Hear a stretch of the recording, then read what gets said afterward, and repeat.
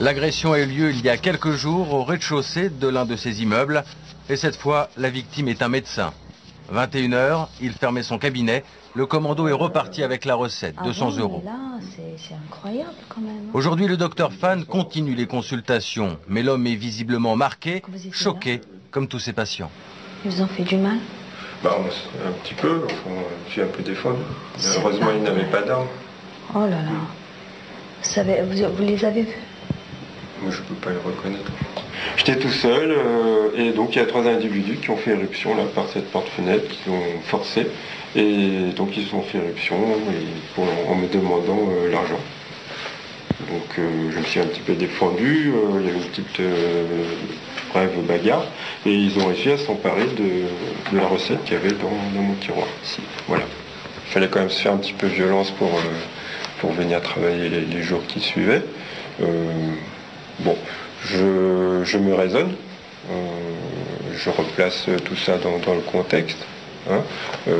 Donc moi j'assure mon exercice quotidien, tout en étant plus vigilant aujourd'hui, bien sûr. Et dans le quartier, tous les collègues ont voulu marquer le coup. Symboliquement, les pharmacies, les cabinets ferment plus tôt en signe de protestation.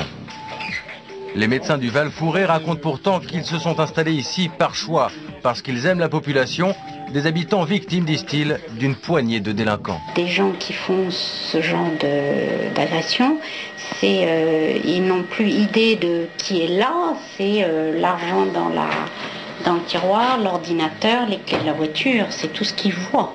Vous voyez, c'est pas forcément notre fonction. On peut rien leur dire, on n'est plus dans le même monde, quoi. On n'est plus dans le même monde, hein. Mais les adultes ne sont pas là pour leur dire, de toute façon, c'est... Les adultes ont peur, comme tout un chacun. Quand je parle de problèmes de sécurité, c'est que les adultes aussi, c'est bien ce que je dis, la population elle-même, elle est aussi en insécurité. Et c'est un dilemme pour les médecins. Comment parler de violence au Val-Fouré sans une nouvelle fois diaboliser toute une cité de banlieue? Mais certains l'avouent, désormais, ils font appel à des vigiles en cas de déplacement risqué. Trop de commerçants ont déjà baissé le rideau, trop d'agressions dont on ne parle pas. Alors je sais qu'on va nous reprocher quelque part une médiatisation de cette action et on va nous dire qu'on donne une mauvaise réputation à la ville de Mantes, etc. Je suis conscient de l'écueil, mais d'un autre côté, je ne crois pas que rester dans son coin, ne rien faire, avoir peur, ce soit une solution. Donc l'omerta, moi c'est pas mon truc, donc c'est pour ça qu'on pense qu'il faut le faire. Comme on le dit dans le quartier, il y avait des caillasses sur les pompiers, maintenant les agressions contre les médecins. La nouvelle inquiète les habitants du Val-Fouré, des patients de plus en plus seuls au monde. Les médecins sont pour faire le bien, pour nous soigner. S'ils sont attaqués, s'ils sont blessés, s'ils sont à l'hôpital, après on va où, nous? S'il n'y a pas de médecin. Un de ces jours, qu'est-ce qui va y arriver? Je vois tout le monde partir d'ici. Un jour, les médecins vont partir et nous, on y va se soigner comment? Il reste aujourd'hui une dizaine de médecins dans la cité.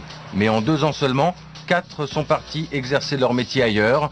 Ils ne supportaient plus cette violence au quotidien.